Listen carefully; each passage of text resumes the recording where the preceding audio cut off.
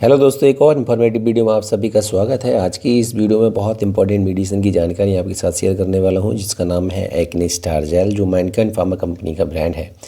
Acne star jail से अगर आपको रिलेट करेंगे ना, तो एक्ने स्टार, अगर आपके चेहरे पे एक्ने की प्रॉब्लम है, पिंपल्स की प्रॉब्लम है, उसको दूर करने के लिए इसका उपयोग किया जाता है, जिसके रिजल्ट बहुत बेहतर देखने के लिए मिलते हैं और आप इमेज से भी समझ रहे होंगे। दोस्तों 22 ग्राम का ये जेल है और इस 22 ग्राम जेल की जो कीमत है वो 120 रुपये है। आप इसको ऑनलाइन भी खरीद सकते हैं, आपको इजीली मेडिकल स्टोर पर भी मिल जाएगा। बहुत ही चर्चित ये जेल है, लोग अक्सर इसका इस्तेमाल करते हैं। आज की इस वीडियो में जानकारी लेंगे कि इस एक्ने स्टार जेल को आपको अगर इस्तेमाल करना है तो कब और कैसे आपको इस्तेमाल करना चाहिए, आपको क्या क्या सावधानी ध्यान में रखनी चाहिए, जिससे कि आप अपने चेहरे पे पिंपल्स होने से रोक सकते हैं। अगर आपके चेहरे पे पिंपल्स हो गए हैं तो उनको आप कैसे प्रिवेंट कर सकते हैं।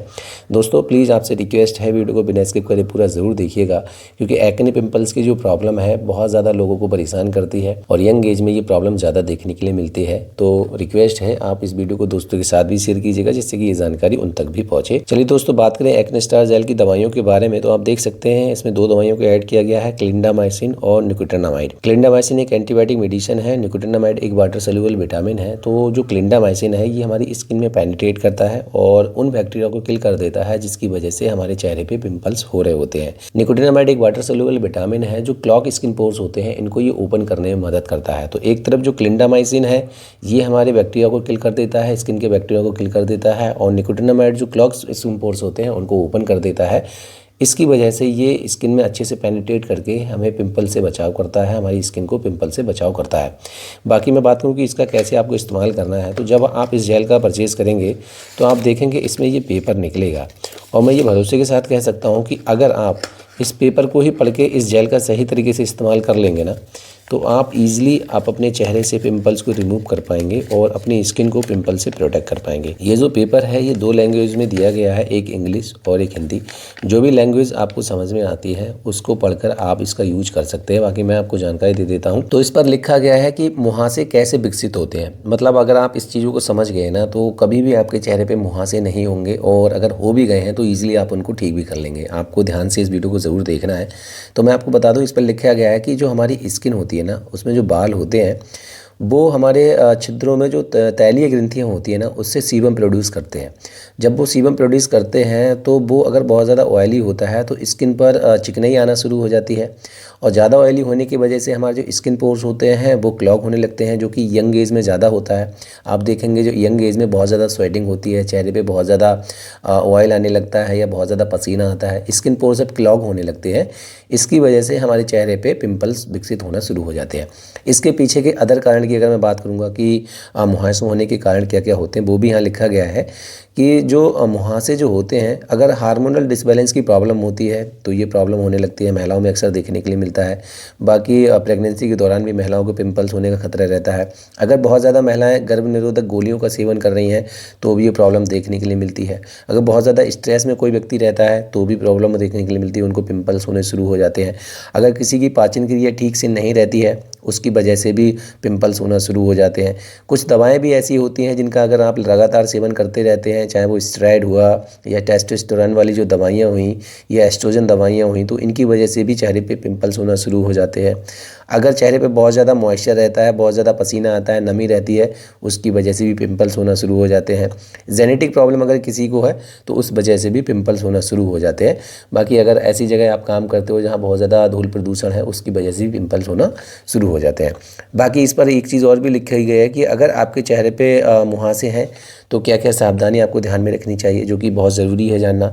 अगर चेहरे पे मुहासे हैं तो हमें क्या सेफ्टी पॉइंट्स को ध्यान में रखना चाहिए, तो वो इस पर लिखा गया है कि अगर आपके चेहरे पे पिंपल्स हैं तो बालों में आप कम तेल डालिए, हर दिन तेल मत डालिए। अगर आप तेल डालते हैं तो कुछ कोशिश कीजिए कि आप लाइट ऑयल डालिए, जिससे कि आपके चेहरे पे ऑयल ना आए, या फिर आप बालों को अपना छोटा भी करा लीजिए।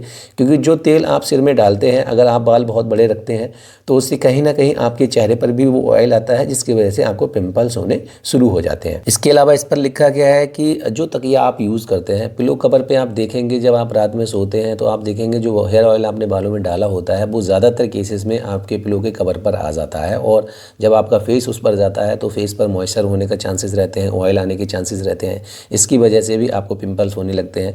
तो कोशिश कीजिए कि आप तकिया का जो कवर है उसको आप हफ्ते में 1 से 2 बार ज़रूर धोएं। इसके अलावा जब आप धूप में जा रहे हैं तो कोशिश कीजिए, अगर आपको पिंपल्स हैं तो अपने चेहरे को कॉटन के कपड़े से ढक लें। प्रदूषण वाली जगह पर जा रहे हैं, अगर आपका जाना ज़रूरी है तो आप अपने चेहरे को कपड़े से ढक सकते हैं। बाकी बहुत ज़्यादा ऑयली प्रोडक्ट्स का आप यूज़ कम कीजिए, तली भुनी चीज़ों का आप सेवन कम कीजिए। अगर आप कोई ऐसा कॉस्मेटिक प्रोडक्ट यूज़ कर रहे हैं जिसमें ऑयल बहुत ज़्यादा है, बहुत ज़्यादा चिपचिपा है, तो उसका यूज़ करने से आप बचिए।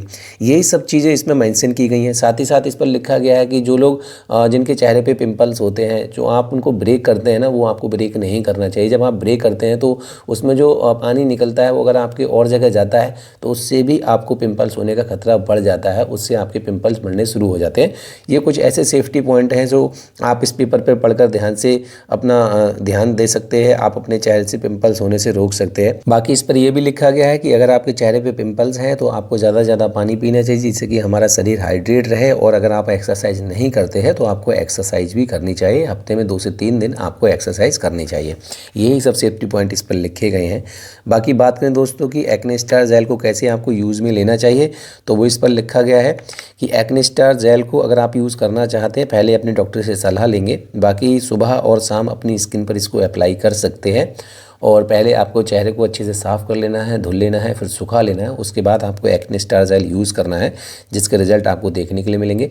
कुछ लोगों के मन में ये भी सवाल आता है कि एक्ने स्टार जेल वो है कि अगर आप यूज़ में लेते हैं तो कितने दिन तक आपको इसके फ़ायदे देखने के लिए मिल सकते हैं। तो वो भी इस पर लिखा गया है कि जब आप इसका इस्तेमाल करते हैं तो आपको 4 से 6 हफ्ते लग सकते हैं इसके रिजल्ट देखने के लिए, जो कि इस पर मेंशन किया गया है। बाकी आप एक बार डॉक्टर से सलाह भी ले सकते हैं।